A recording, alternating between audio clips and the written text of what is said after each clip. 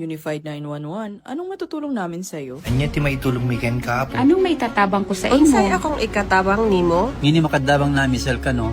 Sa anumang wika o dialekto, may tulong na darating sa iyo.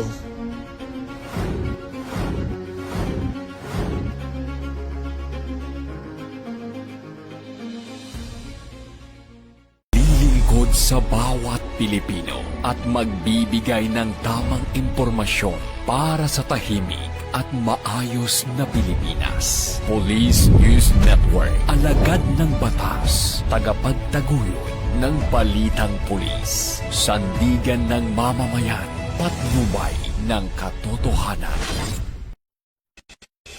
La Campo Crame, maghahatid ng pinakahuling kaganapan at nagbabagang balita. Ito ang PNN Police News Network. At ngayon, ang inyong mga tagapagbalita. Magandang araw, bagong Pilipinas. Ako ang inyong alagad ng batas, tagataguyod ng Balitang Pulis, Patrolman Adrian Dayao. Maghahatid sa inyo ng tamang balita, kwento ng pulis at serbisyo para sa mamamayan, at ito ang PNP News Online, ang pangunahing balita ng Police News Network, alagad ng batas, tagataguyod ng Balitang Pulis.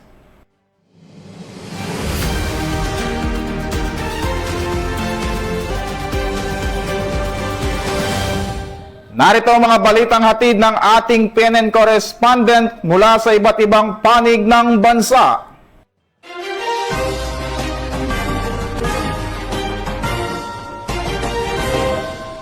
At sa ating unang balita, isang high-value individual ang arestado sa isinagawang bypass operation ng Quezon Police Provincial Office sa Lucena City. Nakumpiska mula sa kanya ang tinatayang 140 gramo ng hinihinalang shabu sa iginasang operasyon ng mga otoridad. Narito ang balitang hatid ni Patrolwoman Gezelyn Agroso. High-value individual ang arestado sa ikinasang bypass operation ng Quezon Provincial Drug Enforcement Unit sa Barangay Market View, Lucena City, madaling araw ng May 20, 2026. Kinilala ang suspect na si alias Isidro, 51 years old at residente ng Barangay Market View, Lucena City. Ayon sa Quezon PDEU, nasamsam mula sa suspect ang isang not-tied transparent plastic bag at siyam na heat-sealed transparent plastic sachet na naglalaman ng hinihinalang shabu. May kabuuang timbang itong humigit kumulang 140 gramo at tinatayang nagkakahalaga ng 952,000 pesos batay sa PIDEA Standard Drug Price at street value na 2,856,000 pesos. Mahaharap ang suspect sa kasong paglabag sa Section 5 at Section 11 ng Republic Act 9165.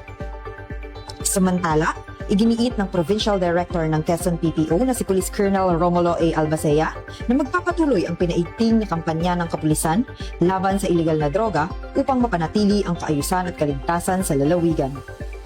Patuloy namang pinaalalahanan ng Quezon PPO ang publiko na makipagtulungan at magbigay impormasyon kaugnay sa mga iligal na gawain sa kanilang komunidad. Mula dito sa lalawigan ng Quezon, ang inyong PNN correspondent, Patrolwoman Gezelyn T. Argoso, alagad ng batas, tagataguyod ng Balitang Pulis.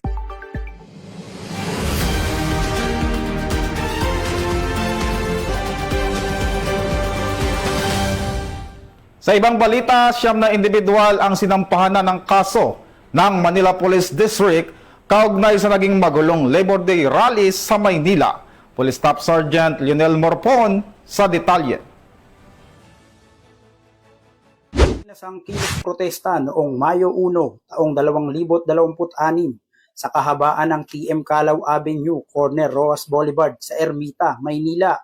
Siyam na individual ang inirekomenda ng Manila Police District para sa preliminary investigation kaugnay ng umano'y paglabag sa public order laws. Ayon sa MPD, naging magulo umano ang ilang bahagi ng rally matapos tangkaing lampasan ng ilang rallyista ang itinayong barricade ng Civil Disturbance Management personnel. Isang pulis ang nasuntok habang isang cellular phone na ginagamit sa documentation ang umano'y tinangay. May ilan ding kapulisan na nagtamo ng pinsala matapos umanong manlaban ang ilang kalahok sa protesta. Iniulat din na nagsunog ng EPG at iba pang bagay ang ilang rallyista. Sa gitna ng kalsada, habang sinasabing hinadlangan umano ang mga pulis at Bureau of Fire Protection personnel sa pag-apula ng apoy. Binigyang diin naman ni Police Brigadier General Arnold C. Santiago, District Director ng MPD, na nirerespeto ng MPD ang karapatan ng mapayapang pagtitipon, subalit kinakailangang sumunod pa rin sa batas upang mapanatili ang kaayusan at kaligtasan ng publiko. Mula dito sa Manila Police District, ako si Police Staff Sergeant Lionel Morpon, alagad ng batas, tagataguyod ng Balitang Pulis.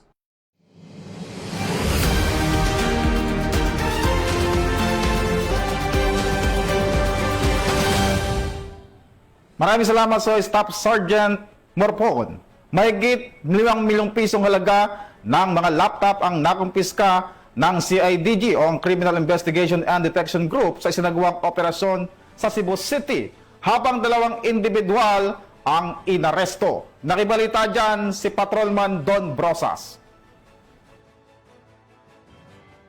Individual ang naaresto matapos magsagawa ng bypass operation ang Philippine National Police sa Barangay Santo Niño, Cebu City noong 19 ng Mayo.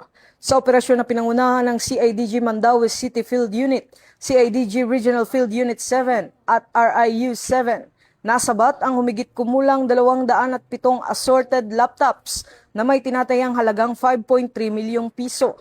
Kaugnay ng umano'y paglabag sa Republic Act No. 7394 o Consumer Act of the Philippines. Patuloy na paiigtingin ng PNP ang mga operasyon laban sa ilegal na kalakalan upang maprotektahan ng publiko at matiyak ang maayos at legal na transaksyon sa merkado.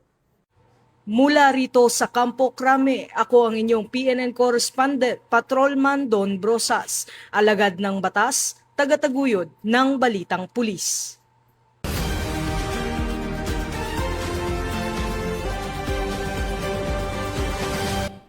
Maraming salamat sa iyo, Patrolman Brosas. Tinatayang 228 milyong pisong halaga ng marijuana plants ang sinira at sinunog ng PNP Procar sa isinagawang marijuana eradication operation sa Kalinga. Ayon sa mga otoridad, bahagi ito ng pinaigting na kampanya kontra illegal na droga sa reyon. Narito ang balitang aking tinutukan. Mahigit 228 milyong pisong halaga ng marijuana plants ang sinira ng Police Regional Office Cordillera sa isinagawang anti-illegal drug operation sa Barangay Lokong, Tinglayan, Kalinga noong Mayo 17 at 18.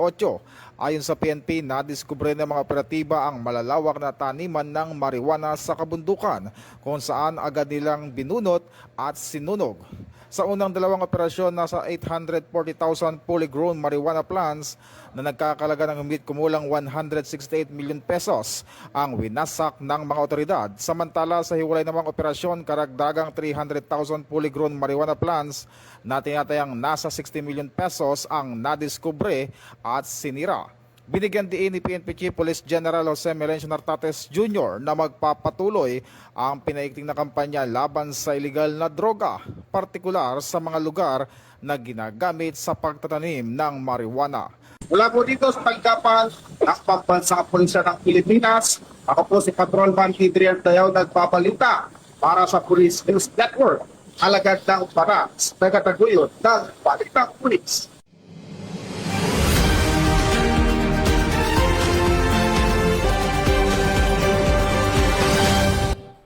At yan po mga balitang nakalap ng ating mga PNN correspondent mula Luzon, Visayas at Mindanao.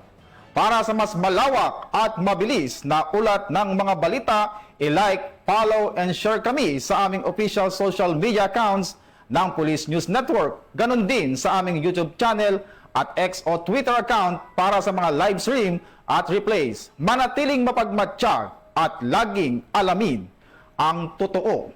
Sa ngalan ng pamunuan ng Philippine National Police sa pangunguna ni Chief PNP Police General Jose Melencio Nartates Jr. at sa pamumuno ni President Ferdinand Bongbong Marcos Jr., kami ay maglilingkod sa bawat Pilipino at magbibigay ng tama at balanseng balita. Mula rito sa tanggapan ng tagapag-ugnay ng Pambansang Pulisya, ako po ang inyong alagad ng batas, tagataguyod ng Balitang Pulis, Patrolman Adrian Dayao, maghahatid ng tamang balita, kwento ng pulis at serbisyo para sa mamamayan, at ito ang PNP News Online, ang pangunahing balita ng Police News Network, at ito ang bagong PNP para sa bagong Pilipinas, serbisyong mabilis, tapat at nararamdaman. Susunod na po ang direktang sumbungan ng bayan, ang sumbong nyo, aksyon agad.